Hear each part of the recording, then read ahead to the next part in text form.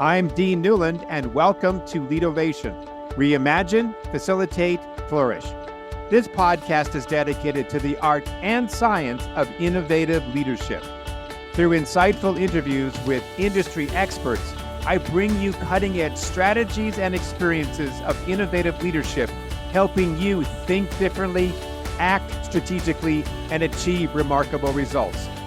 Join me as I provide insights and tools that empower you to make smarter decisions, forge meaningful relationships. Welcome to Leadovation. When a small business or a large one has the goal of scaling and growing, there's so many different things to consider. First and foremost, your strategic plan, your go-forward process, and how you're going to be able to expand into new markets, just to name a few. But I have found that few organizations, again, small or large, really think about how they're going to not only expand their business, but how they're going to scale their culture. A culture that is appropriate for the size that you are at right now is not the right culture for the kinds of business that you want to be in the future. I once read a study that said that 7 out of 10 organizations do not have the culture that they need for future priorities. And so whether you're a small business or a large business, culture is your bread and butter. And if you're growing, you better start thinking about how you're going to expand and scale your culture. And that is the focus of today's podcast. Some things that really came out of my interview with my next guest. For example, ensure that all leaders are responsible for scaling the company culture. It's not just the CEO or your training and development department. Pay people as much as you possibly can. The person that I talked to today said he pays his people at 80th percentile of industry standards. Conduct purposeful one-on-one meetings to discuss concerns and development opportunities. Implement, start, stop, continue surveys to gather feedback and build relationships intentionally, especially if you are a hybrid or a virtual workforce. And then lastly, it's extremely important to be able to have social get-togethers, even if you are in a virtual environment. So my next guest on the business of intuition really has made quite a name for himself in the area of scaling businesses with the emphasis on being able to scale culture. His name is Daniel Todd, and he is a highly accomplished entrepreneur with a wealth of experience in mobile advertising, digital marketing, and business strategy. And Daniel is a highly accomplished entrepreneur. He has a wonderful business that has been really big in the mobile field. He has a track record of creating positive work environments that have earned him and his companies numerous best places to work awards, with 2 companies that have been placed on the Inc. 5000 list and recognition from publications such as the Puget Sound Business Journal. Daniel has also proven his ability to lead companies in many different ways to be successful. So my next guest today really is going to focus on culture, growth, and how to scale your organization by focusing on the scaling of your people. Daniel Todd on the business of intuition. Well, Daniel, I know you hail from one of the most beautiful places on the planet, Sedona, Arizona. I mean, if anybody who hasn't been there, get your butt there. Or actually, please don't. Yeah. At least not while I'm there. Because as you know, traffic has got to be crazy in the middle of summer, but it is really God's country. It's just incredible. I want to ask you, as we get into this conversation, about the challenge around scaling. You've had some really great experience with respect to growing companies from very small to very large. You got a great experience with being on the Inc. list and knowing what best places to work, and so you've been a good student. And I'm fascinated about that. But in particular, I keep hearing about companies wanting to scale, want to go from small to large. It seems to be a very similar kind of refrain for people. But I don't always know that they think about how they're going to scale the culture along the same time that they're scaling the business. I can think of so many companies we've dealt with who Maybe they're going through a merger and acquisition. Maybe they're just on a fast growth pattern, but they're not thinking about how this is going to affect their people. They're not thinking about scaling the organization. Or you get a new CEO who comes in and he or she wants to start doing some new things with respect to, the engaging their employees, but it doesn't go very far beyond the ELT. And how do you scale it to the rest of the organization? So all of these things around scaling, I think, are a big deal. What's your thoughts, my friend? How do we scale culture? Yeah. Well, I think you want to try to get it right as best as you can while you're still small, right? It's much easier to have a personal relationship and engage with people when you're 7, 10, 20 employees. When you start to get 50, 80, and certainly well over 100, the CEO no longer can carry the culture directly with every single person, right? So like I said, when we were small, I talked to every single person every single week. I was very transparent with people, treated people the way I want to be treated, and that generally resonated well with people. But at a certain stage, like now, even though I do a lot of the hiring, and so almost every employee that comes to work for us, I've interviewed and gave the thumbs up on, oftentimes I won't talk to them again for months, and maybe even like twice a year. And so that means the cultural experience, I can do whatever I can do from communication, and I write articles, as mentioned, I do podcasts. I want people to see me and hear what it's important to me, but their day-to-day experience is their manager, our HR department, their teammates. And so to the degree, as we were talking pre-show, to the degree that those managers are great, they're going to have great experience. If those managers aren't great or they're inexperienced, then the experience is going to be inconsistent at best, and hopefully not bad. And so we're in a process of trying to make sure that everybody has a consistent experience. We have a dev team that has a very organized process. As I mentioned, our VP of engineering has 20-some direct reports, which is on the very high side. So he has an administrative assistant that schedules all these meetings. They're very structured, short and long. Some of them are designed to make sure that the person's getting their work done, but most of them are designed to make sure that person's heard, that they're doing the things that they want, that there's a clear path of career development, that we know where their expectations are around compensation. So then we can know, like the last thing I want to do is be at a review and someone thinks that they should get a 30% raise and we don't think that they're anywhere close to that, right?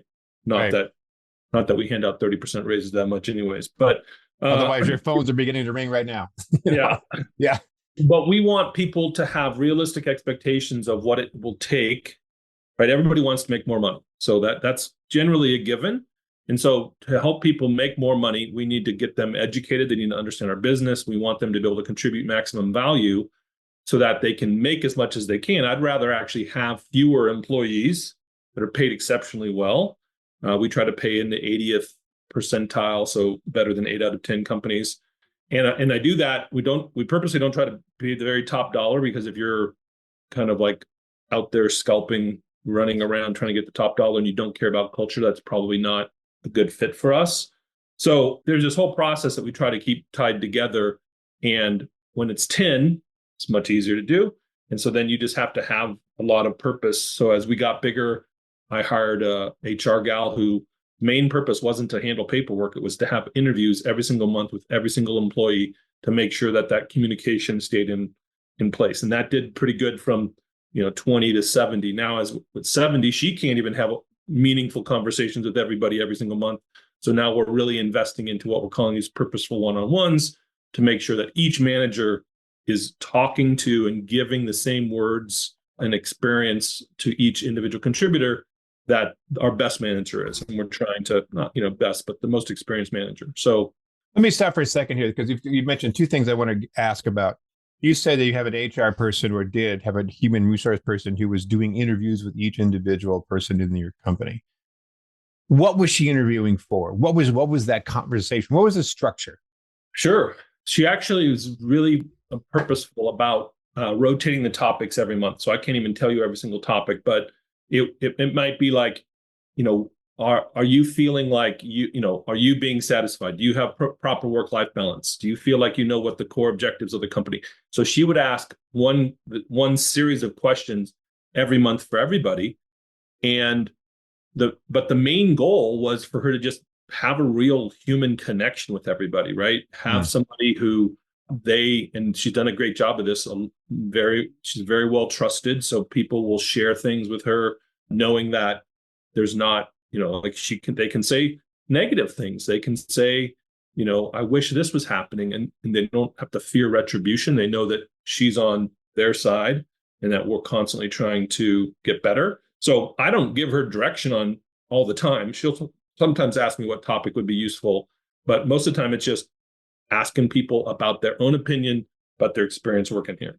So that's something that anybody who's listening to this conversation can do, whether you are small or large, is to kind of get into those one-on-one conversations with your people where it's not about necessarily the metrics of the day. It's about how you're doing in your career, how you're feeling, creating that psychological safety, that there's no fear of retribution. I think I'm, getting you correctly. But I'm also hearing that you're not necessarily promising that things will change, but at least you've got it could. Let me ask you that. Would that information ever flow up to management? That obviously has to be kept in a confidential state. We can't say, oh, guess what? Right. Roberto over in, this particular part of the company was saying this, so I guess that would be productive if we called people out. But are you saying that a part of that information is also going to flow up to management to be able to help make changes as changes are needed? For sure. Yeah. I think she's empowered to kind of do what she needs to do to make people happy. Right. And so, we've worked together now, going on 4 years. And she came in, she was a very, a lifelong friend with our VP of operations, who's the second most tenured person here. And so I think one of the other very important parts of scaling is relationships. And so you can build relationships a lot of different ways. But one way that I have definitely taken advantage of relationship building is I hire people with pre-existing relationships. And so it's our go-to move. And this is not unique to us. Before you start hiring in the open market, we try to make sure that there's, we've exhausted all opportunities internally, that if there are employees that know people who might be a great fit, that we bring them in. And for this particular person, Nicole, she wasn't even an HR person. She was just a really lifelong friend who was eager to get into HR. And she's just done an amazing job, again, getting all of the structure as we grew, and we bought a company in Canada. And so she's had to do all the blocking and tackling of like normal HR stuff. But what I'm most proud about is that ongoing relationship she's developed with people. To your point, when stuff comes up, she'll share it with me. I don't expect her to tell me the names of people. The good news is not a lot of stuff is coming up. Most of it is constructive. So I don't know if you've heard of, there's a process that we do now once a quarter called Stop, Start, Continue. Have you ever heard of it? Yeah. Oh, yeah. Yeah. So people have seen that, like we ask them what to stop and what to start, and then they see those things happen. And so they know two things. They know we do make changes, and they also know we don't make every single change. Every single change is not practical. Yes. But there's enough changes so that people feel motivated to continue to give us their ideas.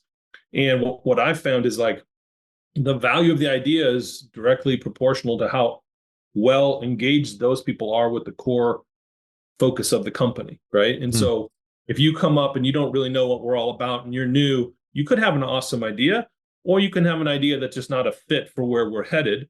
And so it's our job to make sure that we're educating you and giving you enough clarity on our focus so that your ideas are on target. This is great. I've had this awareness brought back to me again, which is that a lot of companies, of course, because of the speed of change being what it is, have to be much more nimble, agile, and fast. And yet their culture is slow, sluggish, and stale, and that they do not match one another. I was just thinking about another company recently. I was thinking, like, you're trying to grow so quickly, try to double in the next X number of years, but your culture will not allow that. How do you speed up the communication within an organization such that we can grow the company at the speed in which we want? How do we become faster from a culture perspective? Right. Well, I do, I'll probably just be repeating myself here, but it starts with relationships. So in a remote work environment, there are a lot of advantages, but one of the disadvantages is it can be harder to build a relationship, because you can't do it on accident. Like we might, if we worked in the same building, we might on accident develop a relationship because we're in the lunchroom together, or we're in the same hall and we say hello.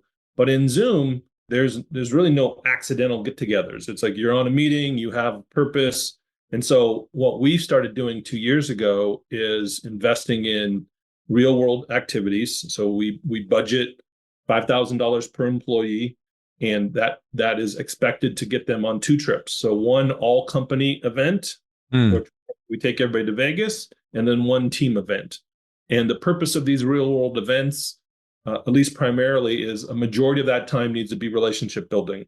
We've gone and fired high-powered rifles. We've went dune buggying. We went to Michael Jackson shows. Like, we do fun things that allow you to build relationships, small groups, medium-sized group, big groups. And the measure of that is like, it can be hard to say dollars and cents wise that was a huge investment if you're looking at like a product roadmap. But when you get a sense of the relationships and like the smoothness, like people no longer misinterpret somebody who they've hung out with, because they're like, hey, I met Dean, we hung out, like, I'm not going to, if there's a 50-50 way to interpret what he just said, I'm going to give him the benefit of the doubt. And so it starts to facilitate, and that's kind of like the most conservative benefit. A lot of times there was a quote from one of my buddies who came, and he's like, I came getting ready to meet, this is the first time he had joined a real world event. He's like, I came hoping to meet coworkers, and I left knowing family, right? So his view was he really deepened his relationship with all of these people. And then when those I don't know the right analogy, but like if you can imagine like neurons in the brain interconnecting, is like when we bring in somebody who I've already got a relationship with, as they build relationships by proxy, I get a little bit more love in these relationships and vice versa, because we've all built levels of trust with other people. And so that kind of like connectivity is it's hard to define, but you can recognize it when you see it. So obviously you're completely virtual, except for these 2 events that you bring everybody within the company together. Is that correct?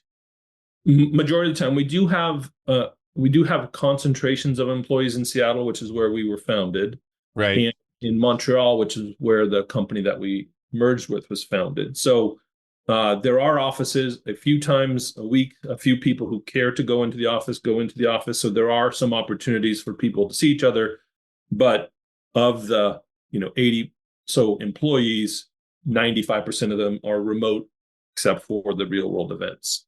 So I'm a smaller company. Let's say I'm listening in on this. I'm going, gosh, Daniel, this is a great idea. I just am not big enough, or we don't have the kind of margin to be able to afford $5,000 per employee to get them together face to face twice a year. Love the idea. Before we get to that point where we can afford that, how do you continue to build relationships with people in a virtual environment, aside from what you've already talked about with respect to, let's make sure that we have these intentional relationship building conversations? Your HR person, for example, what other things do you do to build relationships when we have these 2-dimensional worlds in which we're speaking to each other through? Yeah, well, one of them seems very simplistic, but you have to care about building relationships, right? And because there's a lot of people who will say, we want a good culture, yada, yada, yada, but they won't do anything about it. And so the company that we acquired, Blind Ferret Media, I had met the president of the company, their CEO, Randy Waxman, once in 2018, and we started partnering together.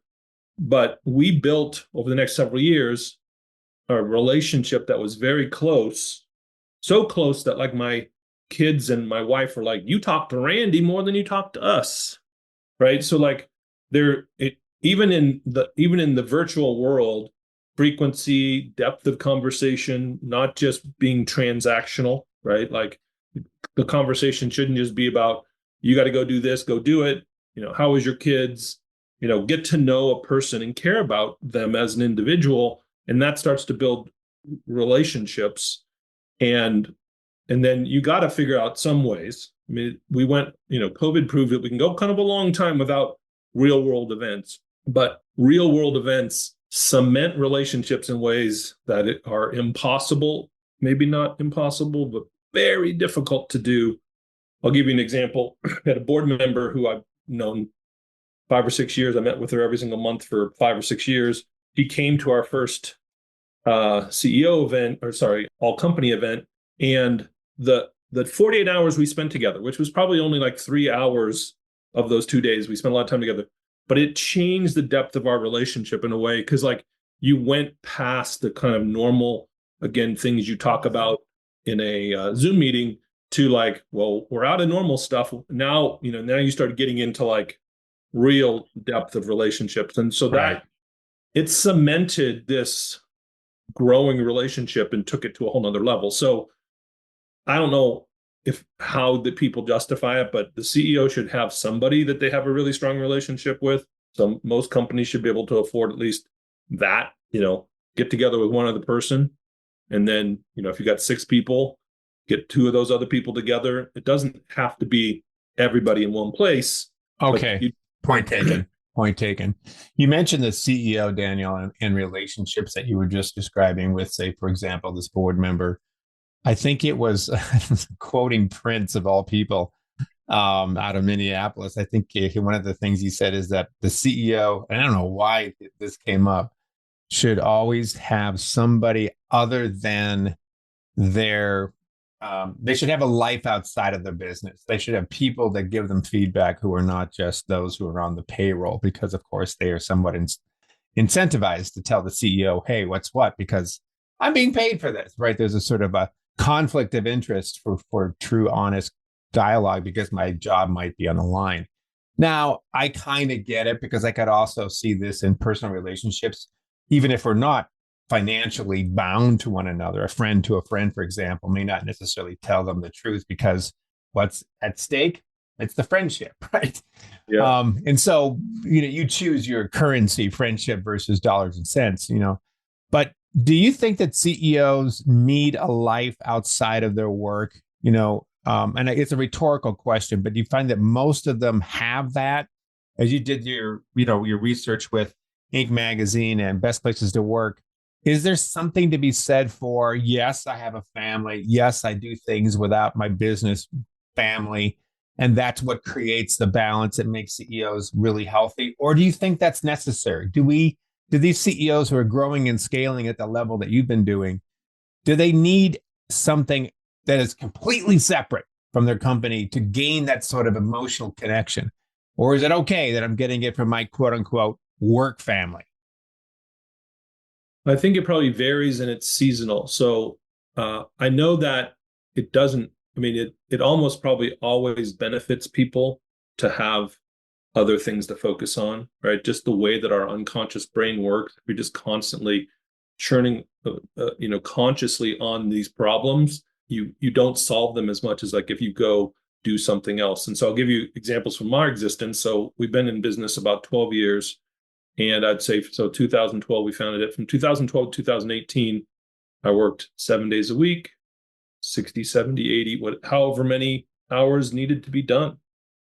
And the company did not thrive.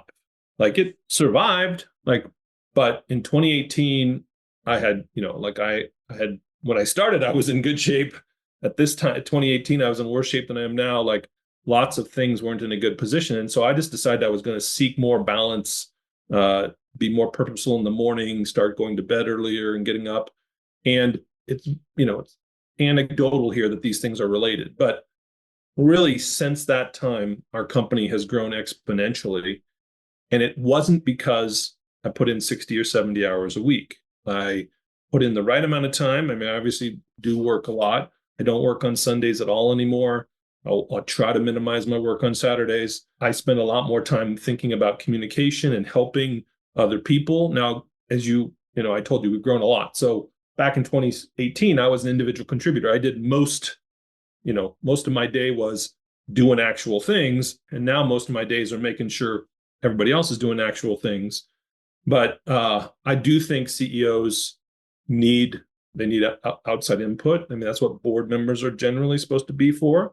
But I think it generally benefits people if they can go focus on something else and come back and be refreshed. Like when I come back on Mondays, I'm excited to come back to work. I love what I do. I love my team, but I also like not paying attention to it for 1 second on Sundays, right? And just freeing my brain of everything. And I think other leaders can do that. But for a season, there might be times where you just got to buckle down and get what is done. But it's a good point. Yeah, as I mentioned when you and I were talking prior to our official conversation, I mentioned that we have this house up in Bend, Oregon, and people kind of go, "Why do you have a house? Why do you spend half your time in Bend, half your time in Phoenix?" And I said, "Because I'm quirky." But I also realized that I get a lot of thoughts and a lot of creativity and a lot of ideas get generated while I'm going for my long walks into the mountains where I'm going skiing. I'll be, on a chairlift and I go like, "Oh my God, that's an incredible idea." And I will, I have to get my brain into a different sort of modality. It's kind of like, remember that movie back in high school? Who was the actor? If you focus on it really hard, you can't remember it, but then you go let it go and you start cooking something. All of a sudden, like, oh, that's the name of the actor, right? You give your brain a break. And I think CEOs, and also, I still think that we're in this sort of burnout as a badge of honor, society. So how are things going? Well, I'm really working really hard. I'm putting in all this time. It's kind of like, yay, way to go, bro. It's this sort of like, we're all in this together. We all aren't seeing our families very much. And all for sudden that's supposed to be a good thing. No, it's not a good thing.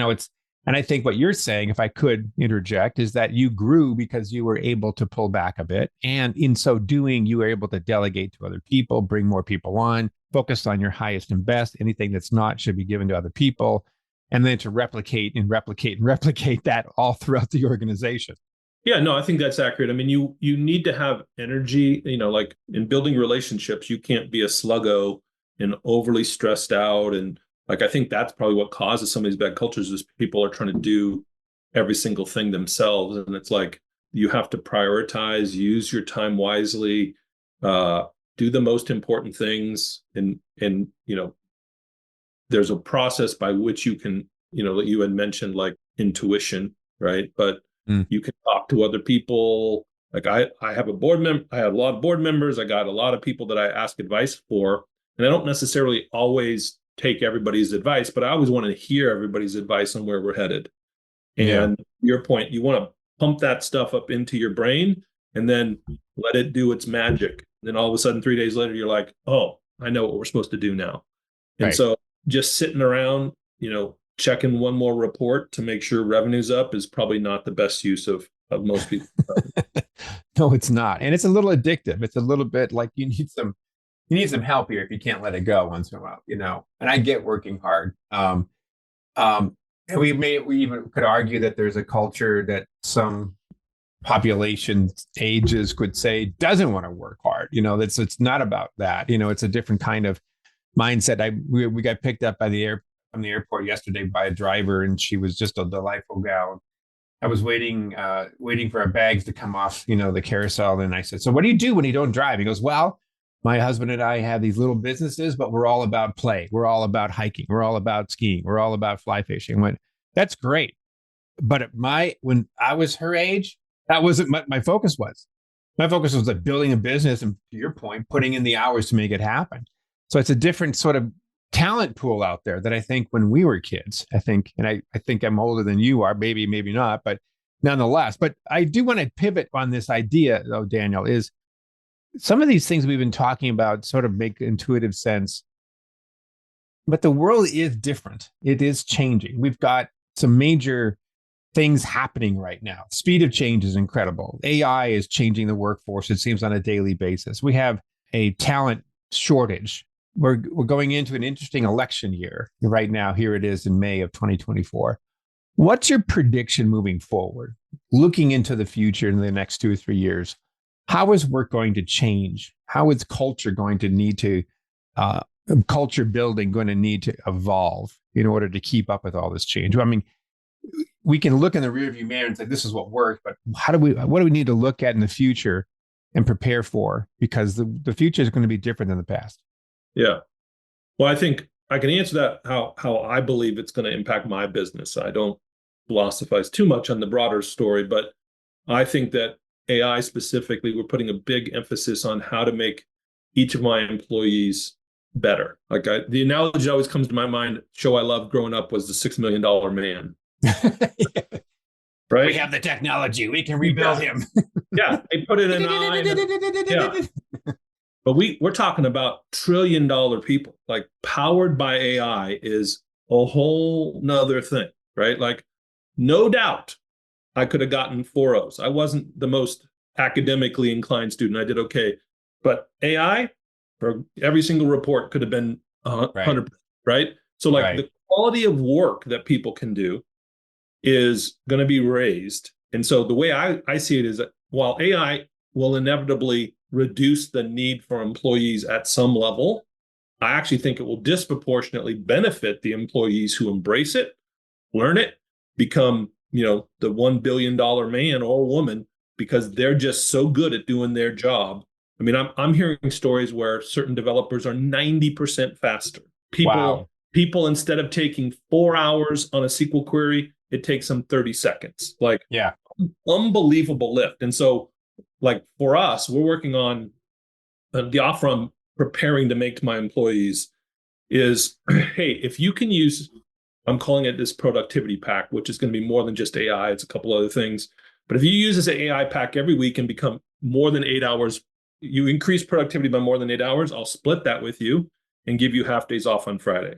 So I want people motivated to be like, all of it's just not about cracking the whip and having you use tools to where the whole benefit goes to the corporation, because there's a benefit if people work less and are more productive simultaneously. So I think enlightened companies, I'd like to believe that that's the case, will focus on that. Other companies, of course, are using AI to cut 600 jobs, and that's a different strategy. But we're really trying to figure out how to level up the skill and value of each employee.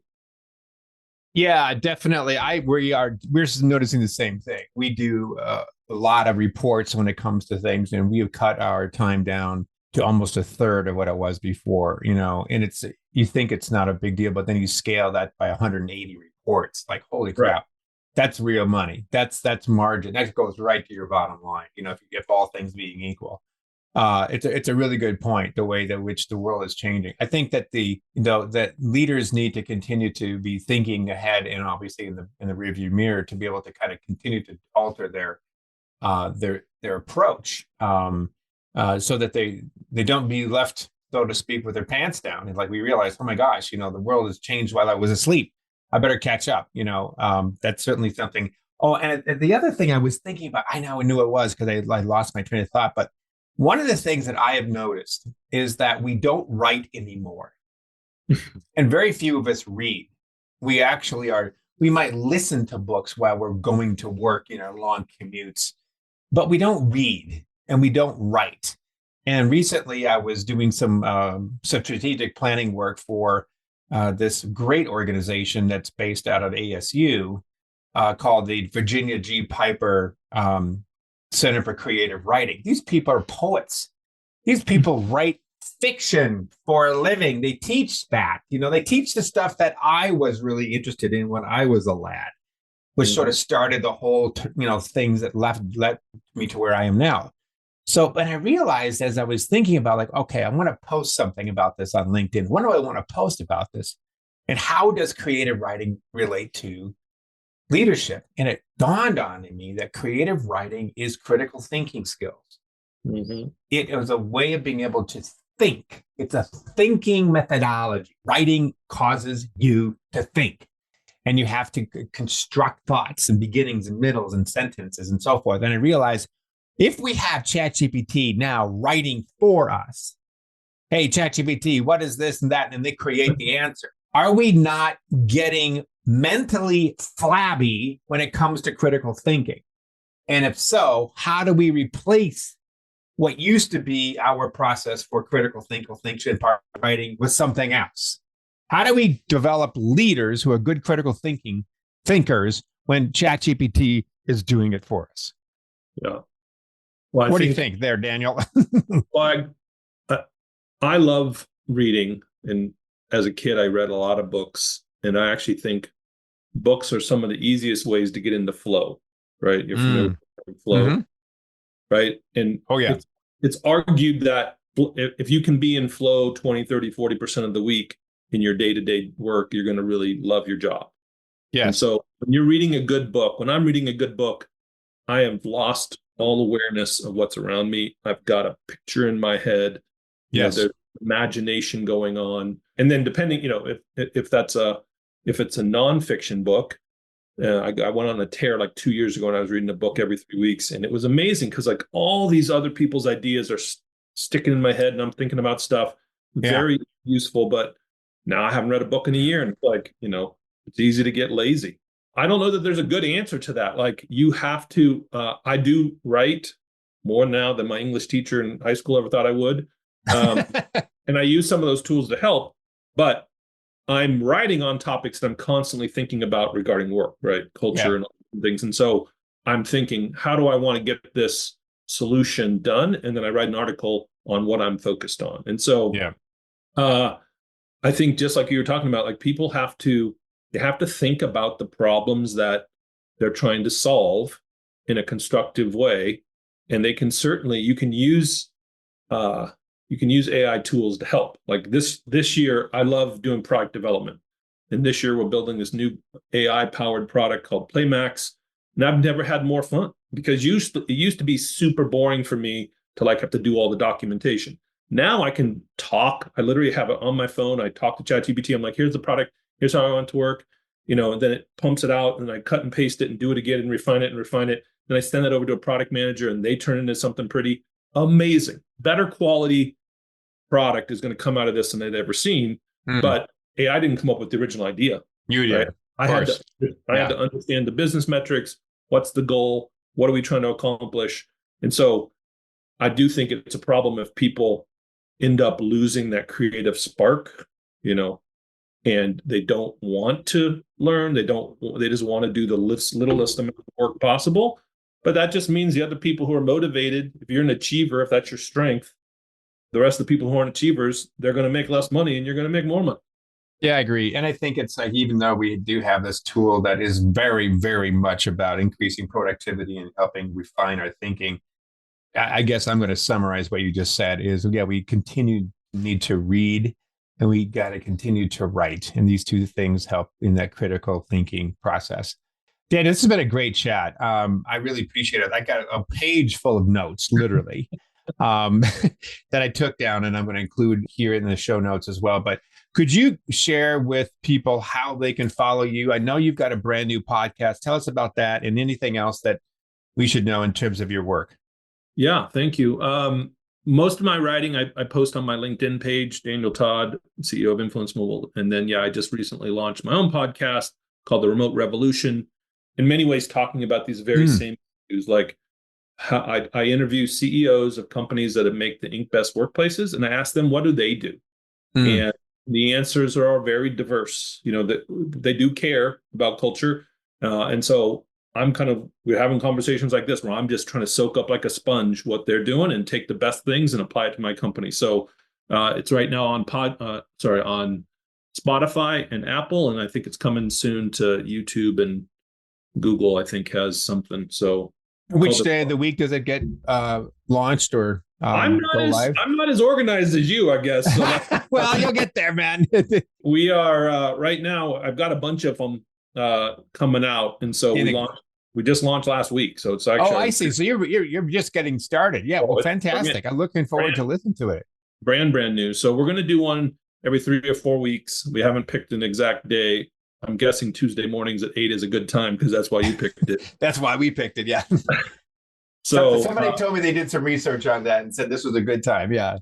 I know it's not Friday. So we're going to launch earlier in the week, every 3 or 4 weeks, and then see the reaction. But my main audience is my employees. I want them to know how much I care about and what I'm thinking about. And if it helps some other people, that's nice as well. So. Well, Daniel, great to get to know you. Enjoy that wonderful area of Sedona. Man, my mind is just salivating on some great restaurants, and my legs are quivering, wanting to go on hikes because of where I know you are. I want to get to Cathedral Rock and Talakapaki and, the arches and all that stuff. It's gorgeous down there. But thank you so much for your time. It's been a lot of fun. Thank you, Dean. This is great. I appreciate it. Thank you for listening to Leadervation with Dean Newland. If you enjoyed the show, please subscribe, rate, and review on Apple Podcasts, Spotify, or wherever you get your podcasts. If you'd like to learn more about Dean or Mission Facilitators Leadership, go to mfileadership.com. That's mfileadership.com, or check the show notes. Reimagine, facilitate, flourish. Transform your leadership success with Leadervation.